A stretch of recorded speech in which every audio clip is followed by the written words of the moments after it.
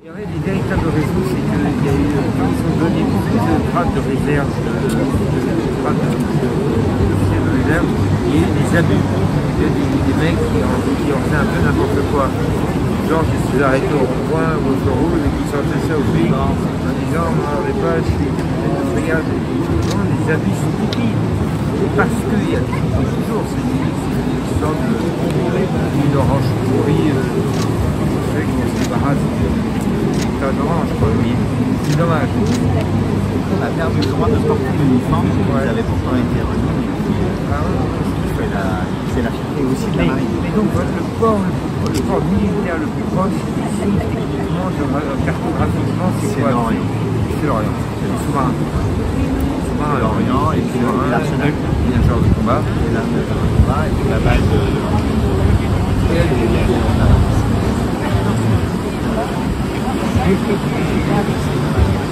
Ah bon, d'intégrer l'école? Ah, très bien. Mais pour l'instant, elle est en prépa. Elle va encore le essaye. Je passe maintenant prochain. D'accord. Bon, bah c'est formidable, mais quel bonheur pour un spectateur, pour un finalien comme ça, plein Noël. Christophe Charbonnel a exposé ses œuvres de l'autre côté du châssis. Il y a deux parties très distinctes. On ne mélange pas l'Estin de l'œuvre et la chaux. L'Estin de l'œuvre et la chaux. C'est le chenal d'Urieux qui sépare deux parties de ça. Et il a exposé à côté du prieuré Saint-Nicolas. Et dans le prieuré Saint-Nicolas, il y a encore des œuvres qui sont à l'extérieur. Le reste, enfin quelques. C'est pas à moi de le dire d'ailleurs. Ouais, il y a quelques pièces monumentales en extérieur qui ont été appréciées par la presse. On a eu un succès fou sur cette exposition. Le plus gros succès d'exposition. Pour moi aussi, un très gros succès. Vous avez senti des gens qui envoyaient des photos, des commentaires en direct. Avec l'OMS.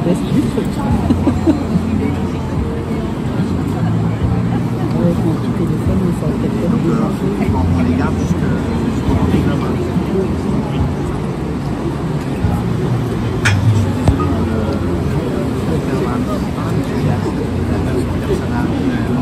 J'ai du mal à se garer.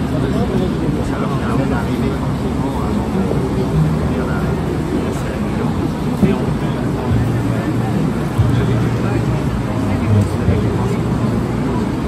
Et bien c'est formidable. On va bien s'amuser et on va parler du livre.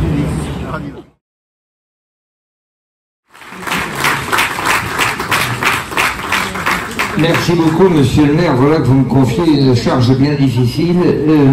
Mes chers amis, je suis bien heureux de vous retrouver ici. Maître Charbonnel, c'est comme ça que j'appelle le sculpteur.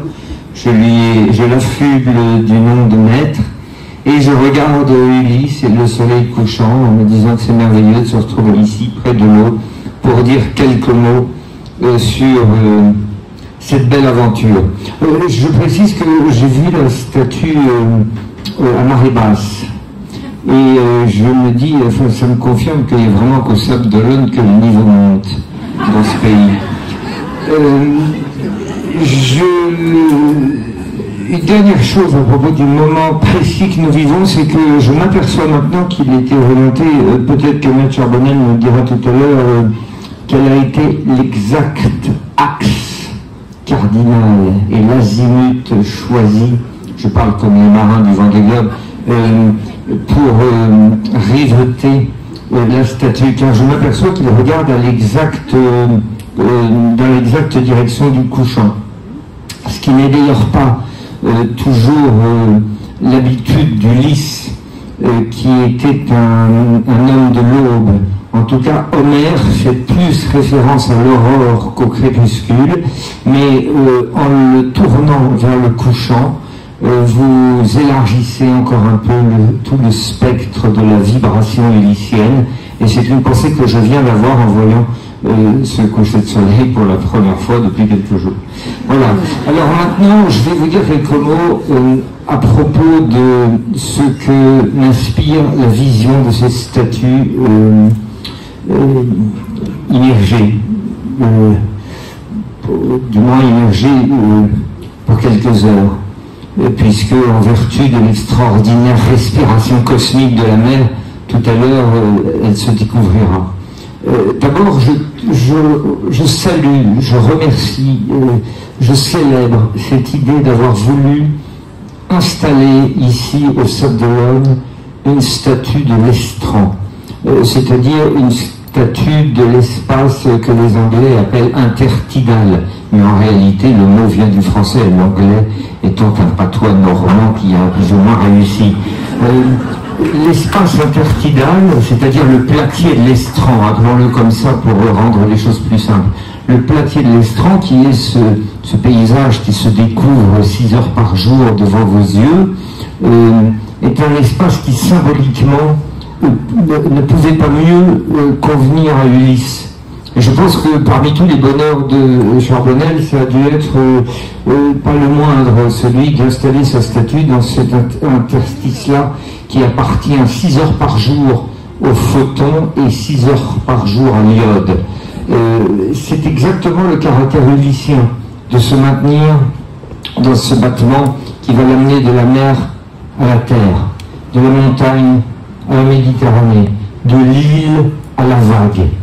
Convenons d'ailleurs que souvent Ulysse a été un meilleur alpiniste ou un meilleur explorateur que marin, car au fond l'Odyssée d'Homère n'est qu'un long naufrage. C'est une série de catastrophes maritimes d'où Ulysse sort avec toute la force et l'intelligence qui le caractérise, mais il ne faut pas du tout recommander aux marins du Vendée Globe de partir avec l'Odyssée en s'en servant comme bréviaire de navigation.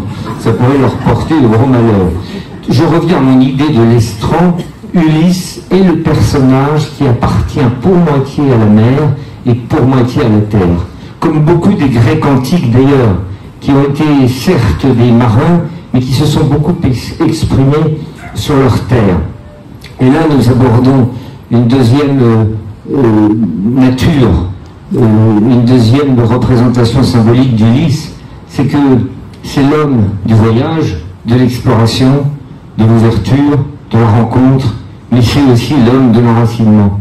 Et c'est pour ça que sa présence sur l'estran est plus que symbolique. Elle ramène à une très profonde vibration de l'homme. Nous sommes à la fois appelés vers l'horizon et nous avons besoin de notre racine. Nous avons envie d'aventure, mais nous savons qu'on nous attend à la maison.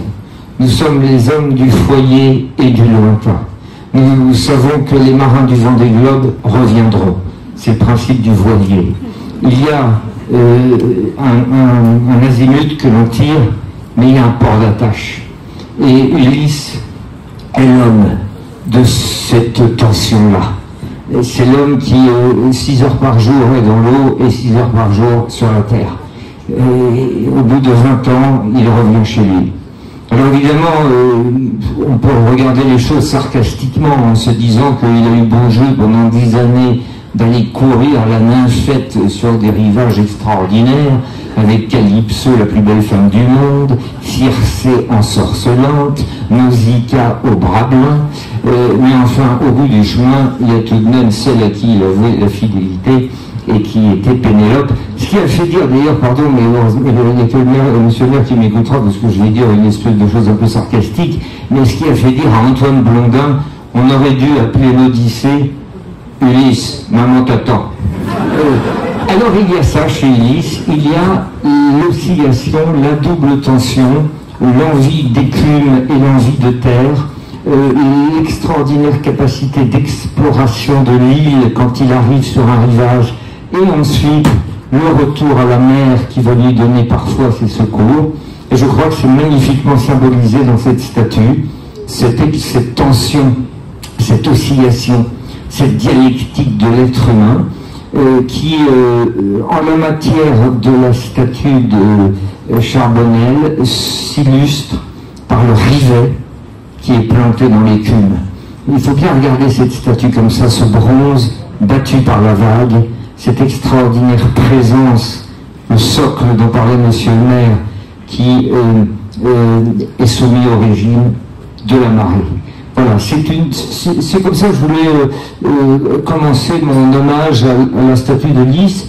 Et précisons aussi, parce que j'ai oublié de le faire, mais c'est la première chose qui m'est venue à l'esprit, c'est que c'est tout de même extraordinaire que 2700 ans après qu'un poème ait résonné sur les grèves des îles méditerranéennes, des îles grecques, c'est quand même extraordinaire que ce même poème continue aujourd'hui à inspirer les hommes jusqu'à permettre l'inauguration d'une statue sur les rivages de l'Atlantique. Alors voilà ce que je voulais dire. La deuxième chose, c'est que cette oscillation permanente qui nous concerne tous, parce qu'encore une fois, nous avons entre nous un écartèlement entre l'envie de la table de chevet et l'envie de la table d'orientation, entre l'aventure et la vie ordinaire, enfin en tout cas sédentaire. Cette double oscillation dont Ulysse est l'une des premières victimes d'abord, puis l'un des premiers réconciliateurs, nous ramène à une très belle phrase d'un philosophe fortement oublié, qui était allemand puisqu'il était philosophe, il s'appelait Hermann von Kaiserling, et il a dit une chose qui pourrait presque être la devise gravée sur le bronze de la statue: le plus court chemin qui mène à soi-même vous conduit d'abord autour du monde. Voilà une phrase qui résume bien tout ce que je dis dans cet écartèlement entre l'ici et l'ailleurs. Alors un petit mot maintenant sur le passage de l'Odyssée qu'a choisi le sculpteur. Je me suis félicité, moi, qu'il ait choisi l'épisode des sirènes, le chant, où Ulysse demande à ses marins de l'attacher au mât, après s'être bouché les oreilles avec de la cire, parce qu'il savait que les sirènes attiraient les hommes sur les écueils. Mais Ulysse prouve par là que non seulement il est prêt à tout risquer, mais qu'il veut écouter, il veut entendre. Alors quelques poètes très critiques comme Maurice Blanchot ont expliqué que Ulysse par là montrait qu'il était malin, trop rusé, qu'il avait une forme de vice parce qu'il voulait assouvir sa curiosité sans en mesurer les conséquences.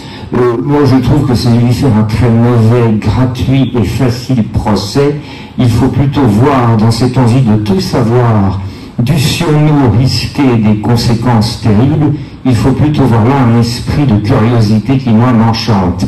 On pourrait même dire que, puisque nous sommes là, nous autres Français, à toujours nous déchirer, nous intoxiquer par ces mauvais procès, par ces mauvais discours, nous essayons de réfléchir à ce qui pourrait constituer notre identité de Français, d'Européens. Le simple fait de prononcer ce mot crée dans notre pays des algarades et des mauvais débats et des empoisonnements psychiques et intellectuels, alors que c'est un mouvement très beau que d'essayer de savoir qui nous sommes.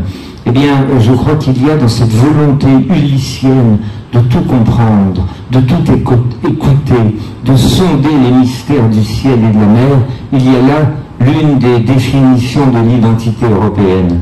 L'Européen, c'est celui qui part, qui écoute, qui va voir, qui fait un premier pas, qui s'arrache à lui-même, qui sort de chez lui, qui explore, qui essaie de comprendre, et qui invente d'ailleurs l'orientalisme. Le contraire n'est pas vrai. Il n'y a pas eu une école occidentaliste inventée par ceux que nous sommes allés tenter de comprendre. Parfois, certes, d'exploiter et d'asservir. Of course, the business must go on. Mais le premier mouvement de l'Européen, c'est d'aller quand même essayer de comprendre et de voir autre chose que lui-même. Et il y a dans ce geste-là, il faut bien regarder ce qu'a réussi Charbonnel à créer avec son modelage. Il y a dans ce geste-là quelque chose qui est profondément beau, profondément noble. On veut comprendre autre chose que son tas de petits misérables secrets, dus sur nous tout risqués, et si nous risquons trop, alors nous nous attachons, mais nous essayons de comprendre. Voilà. Convenons aussi, puis après je ne me livrerai pas à l'analyse de la sculpture, parce qu'il suffit de mettre des bottes et d'aller la voir, mais convenons aussi que l'idée était très bonne de montrer un mât comme une colonne tronquée. Ulysse est un homme qui, dans tous les motifs de son héraldique, qui réussit à le symboliser, est un homme qui est lié au bois, au mât, à l'enracinement, à l'arbre, à la colonne, à ce qui se plante. Un mât se plante dans une toque, un arbre se plante dans la terre, une colonne se plante dans le socle du temple. Quand Ulysse revient à Ithaque, c'est par le secret du lit conjugal formé d'un pied d'olivier qu'il va convaincre Pénélope de son identité. Vous vous souvenez de la scène. L'arbre est toujours présent dans la grande geste ulyssienne, et Charbonnel, en la représentant comme une colonne tronquée, réussit à adjoindre deux très beaux motifs de l'esthétique occidentale. Voilà, donc je ne vais pas continuer trop longtemps, je veux simplement terminer en disant deux choses.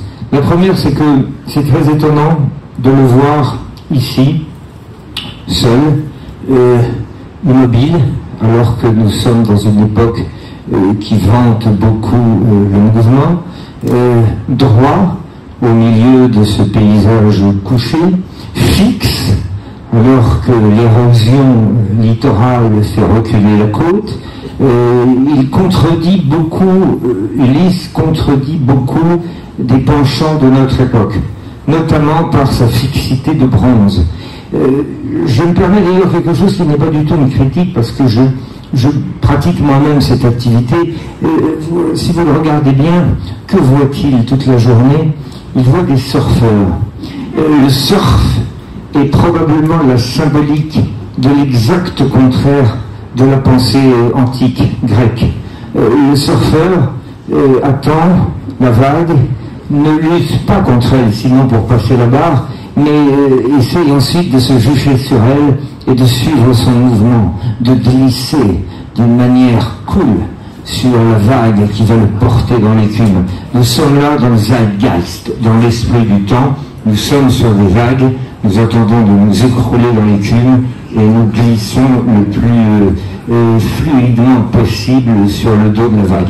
Voilà une symbolique qui peut vous paraître tarabiscotée, mais en réalité elle est très vraie. Et si vous réfléchissez en regardant ces merveilleux jeunes surfeurs sur les vagues, vous penserez à l'articuler avec la pensée ulyssienne, qui est la pensée du retour, de l'enracinement, de la restauration de l'ordre et du pouvoir, et vous verrez deux choses qui s'opposent un peu, mais je conviens que tout cela appartient à de la symbolique de comptoir, même si elle est ici très visuellement déployée devant nos yeux. Un dernier mot maintenant sur Maître Charbonnel. Ce que j'aime chez lui et dans la statue d'Ulysse, c'est d'abord évidemment son rapport à l'antique, pour toutes les raisons que je vous ai exprimées. C'est aussi parce qu'il réussit la superbe dialectique, après celle du mouvant et du fixe, de l'écume et du rivet. Il réussit dans toute sa sculpture, que j'ai eu l'occasion de découvrir avec le livre des éditions Bayard, je crois, de la galerie Bayard, que vous m'avez fait l'amitié de m'offrir.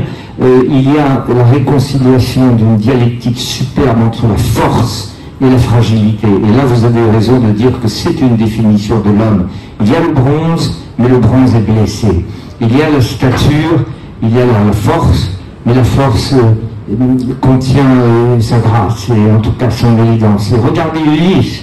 Le Ulysse de Charbonnel n'est pas un bodybuilder américain.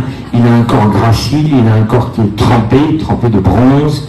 Il a le muscle, mais il a aussi l'intelligence. Il a la force physique, mais il a la finesse.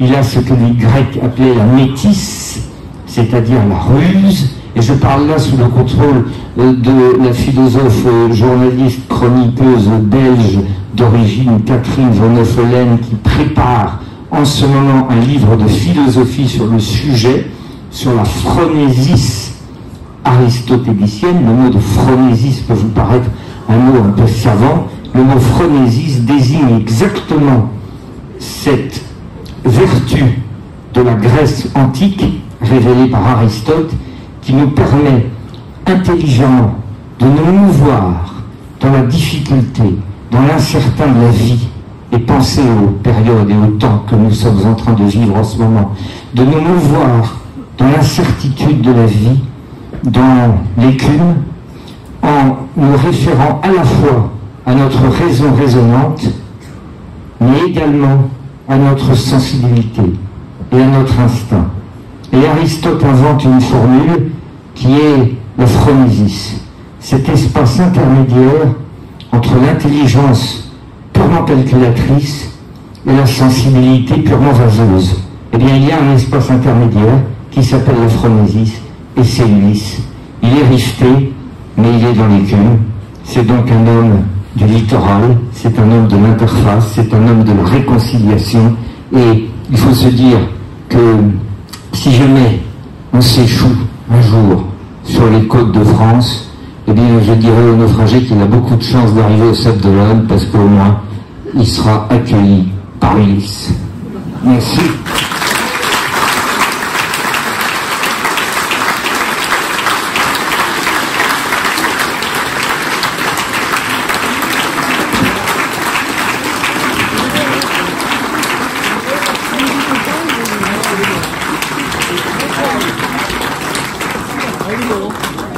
Vous pouvez applaudir.